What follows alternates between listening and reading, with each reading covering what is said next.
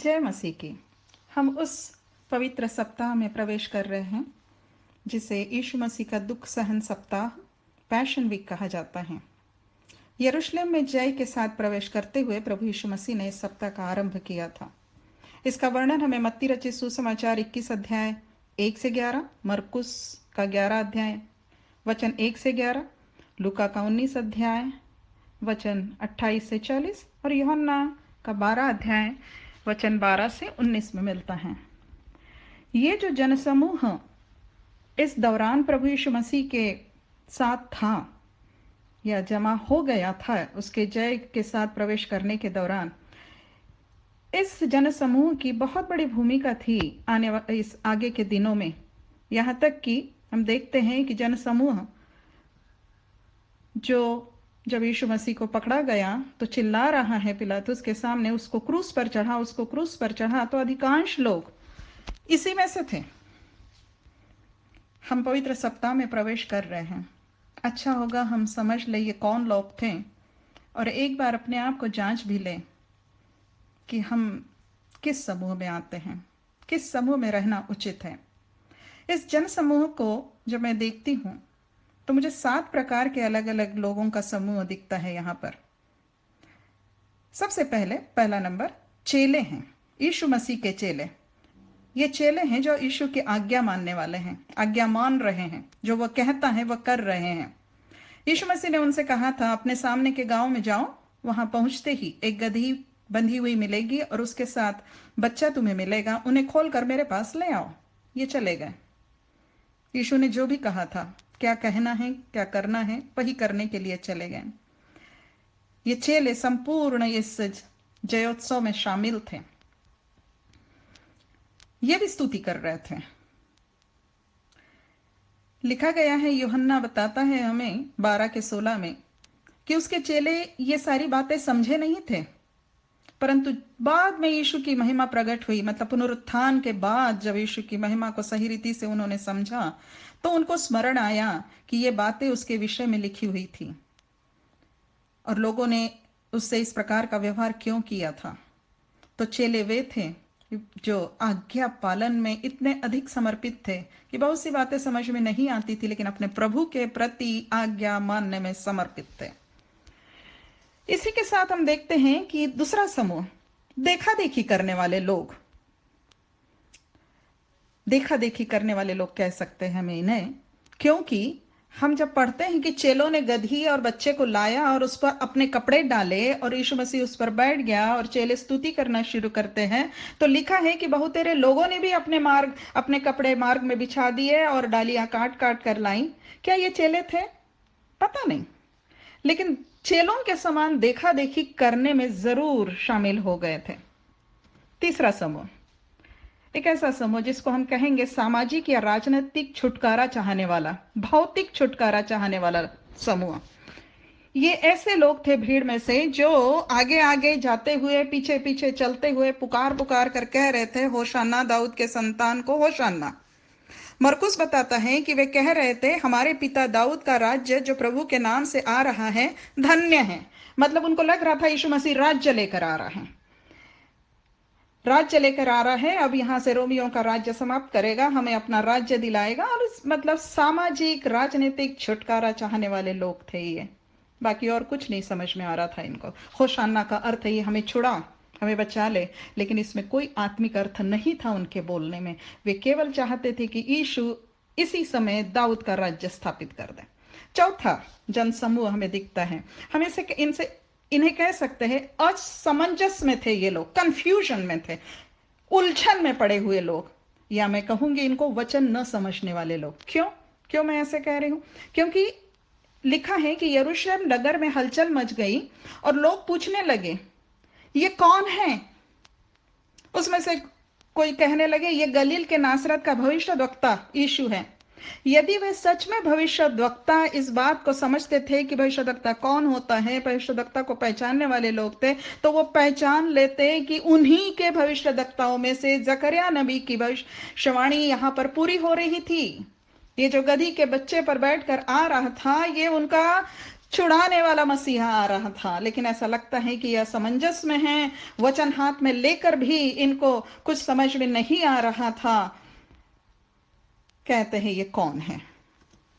पांचवा समूह, ये वे हैं जो आश्चर्य कर्म के कारण उस भीड़ में शामिल थे। आश्चर्य कर्म देखने के लिए आने वाले लोग।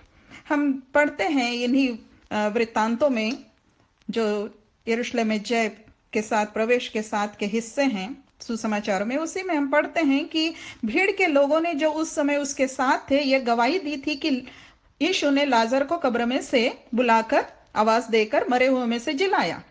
तो इसी कारण लोग उससे भेंट करने को आए थे, क्योंकि उन्होंने सुना था कि उसने यह आश्चर्य कर्म दिखाया। मतलब इसलिए यीशु के पीछे, यीशु के पास भेंट करने को आने वाले लोग हैं जो आश्चर्य कर्म से आश्चर्यचकित है। उनका मकसद केवल वही है।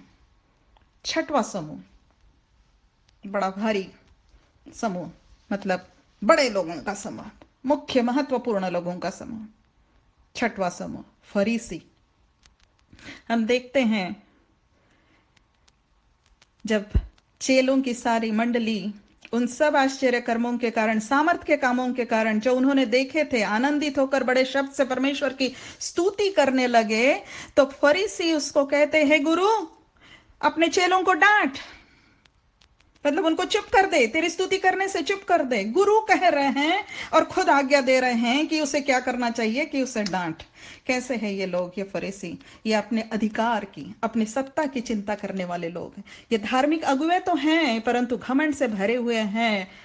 अपनी प्रशंसा में रहने वाले लोग हैं। यीशु की प्रशंसा हो रही है, परमेश्वर की स्तुति हो रही है, वो उनको पसंद नहीं आ रहा है, क्योंकि वो जान रहे हैं कि यीशु वो है जो इनके जो सांसारिक, भौतिक और अपनी इंसानी धार्मिकता को चलाने में रुकावट डालने वाला, और वहां से उनको सच्ची धार्मिकता के और पश्चाताप के साथ लाने वाला है ये मसीह। ऐसा मसीह उनको नहीं चाहिए था। लिखा है कि जब जयोत्सव के साथ प्रवेश कर लिया तो फरीसियों ने आपस में कहने लगे, सोचो तो सही, तुमसे कुछ नहीं बन पड़ता, देखो संसार उसके पीछे चला। इनको पसंद नहीं था कि संसार उसके पीछे चले, क्योंकि इनकी सत्ता हाथ से चली जाती। छठवां समूह था ये फरीसी, अपने अधिकार, अपनी प्रशंसा, अपने अहंकार की चिंता करने वाले। सातवां समूह प्रस्तुत कर रही हूं। मुझे लगता है इनको भूलना नहीं चाहिए। कौन थे ये लोग? शायद 2 ही थे या पता नहीं कितने थे। सातवां समूह, गदही और गदही के बच्चे के मालिक। यीशु मसीह ने कहा था, पास के गांव में जाओ, तुम्हें गधी और बच्चा बंधा हुआ मिलेगा, उसको खोल कर लाओ। कोई पूछेगा, कोई यदि तुमसे कोई पूछे ये क्यों करते हो, तो कहना कि प्रभु को इसकी आवश्यकता है और उसे शीघ्र, वो इसे यहाँ शीघ्र भेज देगा। शायद एक प्रमुख मालिक की बात कर रहा होगा प्रभु यीशु। लूका हमको बताता है कि मालिकों ने उनसे पूछा, इस बच्चे को क्यों खोलते हो?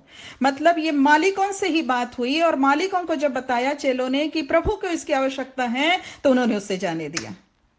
हम नहीं जानते ये कौन है, लेकिन इतना इनकी गुण को पहचान सकते हैं यहाँ की ये वे थे कि प्रभु की बात सुनकर, प्रभु की मांग सुनकर ले जाने दिए, समर्पण के साथ। जो प्रभु ने मांगा वो दे दिए।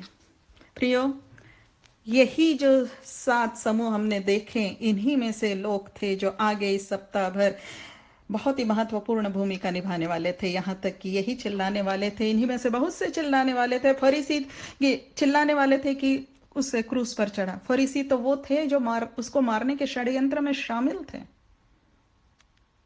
हम